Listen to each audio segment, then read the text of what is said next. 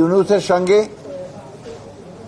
আমাদের বাংলাদেশ জাতীয়তাবাদী দলের ভারপ্রাপ্ত চেয়ারম্যান জনাব তারেক রহমানের যে বৈঠকটি সরকারের অর্থাৎ প্রধান উপদেষ্টার আমন্ত্রণে অনুষ্ঠিত হয়, প্রায় 2 ঘন্টার এই বৈঠক নিয়ে গোটা জাতি আপনার উৎকণ্ঠার সঙ্গে অপেক্ষা করছিল এবং সবাই অপেক্ষা করছিল যে এই বৈঠকের ফলাফল।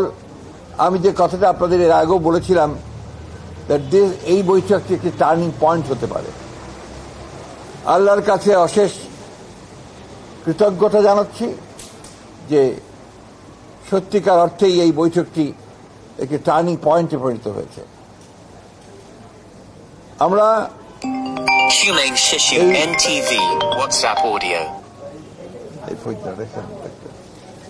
আমরা লক্ষ্য করলাম যে বৈঠকটির পরেই একটা যৌথ আপনার প্রেস রিলিজ দেওয়া হয়েছে, ইশতেহার বলবো, একটা যৌথ ঘোষণা দেওয়া হয়েছে। যে ঘোষণাতে খুব পরিষ্কার করে বলা হয়েছে যে আমাদের 2 নেতার বৈঠকটি ছিল অত্যন্ত সৌহার্দ্যপূর্ণ এবং অত্যন্ত একটা সুন্দর পরিবেশে বৈঠকটি অনুষ্ঠিত হয় এবং যে বিষয়গুলো আলোচনা হয়েছে তার মধ্যে প্রধান ছিল যে নির্বাচন ইস্যু। সেই নির্বাচন ইস্যুতে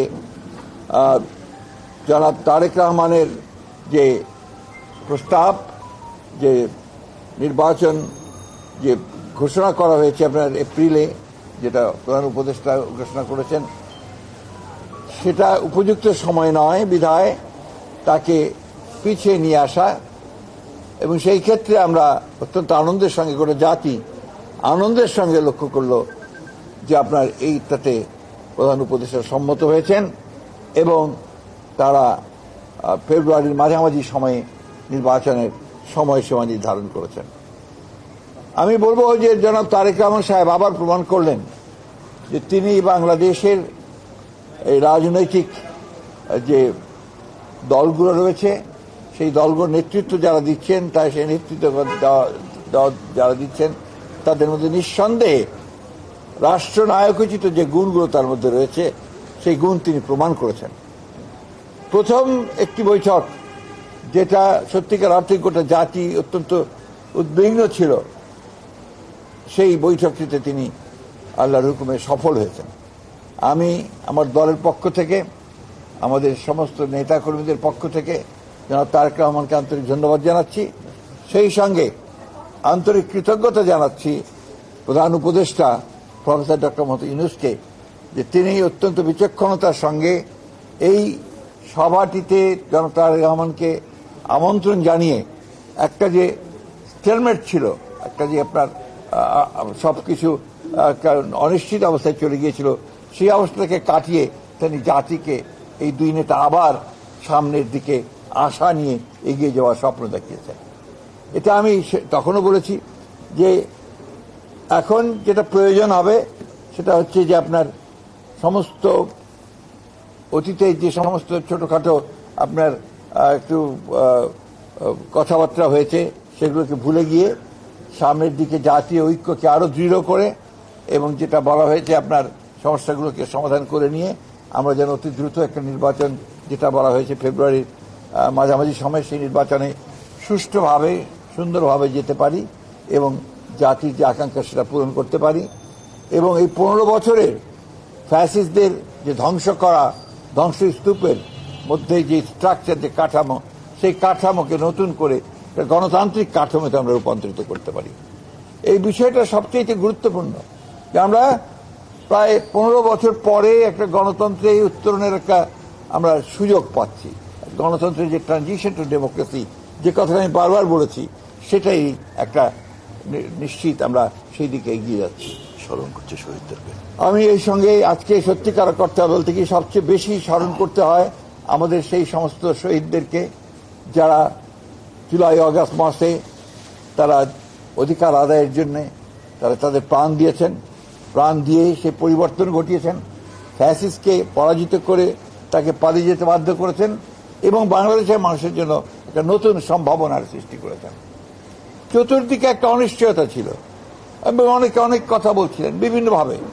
আজকে এই দুই নেতা প্রমাণ করলেন যে বাংলাদেশের মানুষ এখনো প্রয়োজনের সময় ঐক্যবদ্ধ হতে পারে, নেতারা নেতৃত্ব দিতে পারেন, এবং সেই হিসাবেই বাংলাদেশের মানুষ সামনের দিকে এগিয়ে যাবে। এবং আমি যে কথাটা আবার আমি বলতে চাই যে আমার সঙ্গে মিটিং শেষ হওয়ার সঙ্গে সঙ্গেই আমাদের নেতা জনাব তারেক রহমান সাহেবের সঙ্গে টেলিফোনে কথা হয়েছে।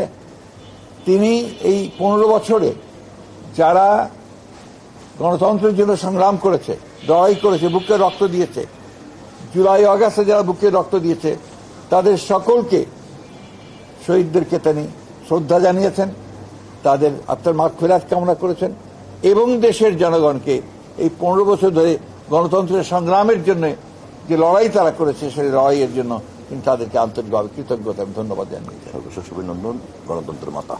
সবচেয়ে আমাদের অভিনন্দন তিনি জানিয়েছেন আমাদের নেতা কর্মী যারা এই দীর্ঘ 15 বছর ধরে আপনার লড়াই করেছে, সংগ্রাম করেছে, নির্যাতন সহ্য করেছে, প্রাণ দিয়েছে বিএনপির, তাদেরকেও তিনি আন্তরিকভাবে ধন্যবাদ শুভেচ্ছা জানিয়েছেন।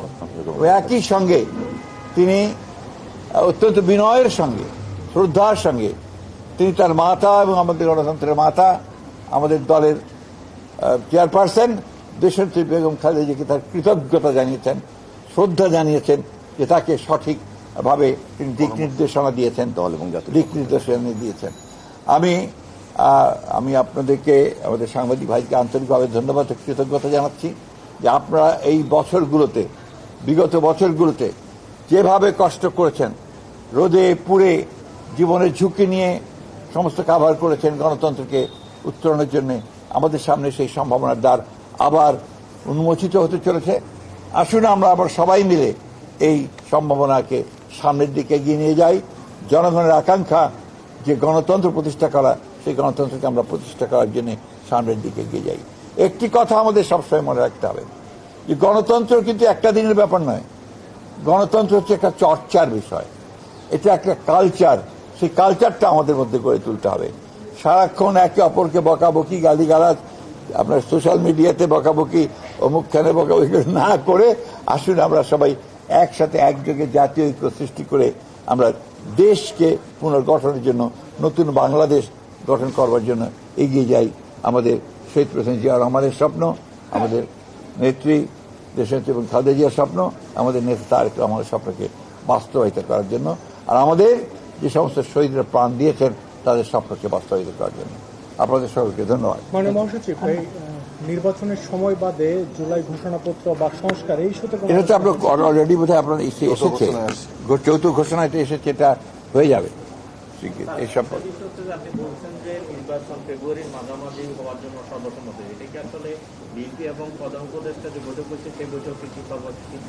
হ্যাঁ অবশ্যই এতক্ষণ কি শুনলেন, ইশতেহারই আছে। এবং যেটা ঘোষণা দিয়েছেন কিন্তু আপনার সরকারের উপদেষ্টা একজন ডক্টর খলিল, এরা যৌথ ঘোষণা হয়েছে। Thank you very much. যেহেতু নির্বাচনে ডামাডোল বেঁধে গেছে বলা যায়, ইলেকশন কমিশনের আমি বুঝিনি আপনার প্রশ্ন। আজকে এই মুহূর্তে আর অন্য কোনো প্রশ্ন দরকার নাই। নির্বাচন কমিশন টমিশন সব ঠিকঠাক মতো চলবে। ধন্যবাদ।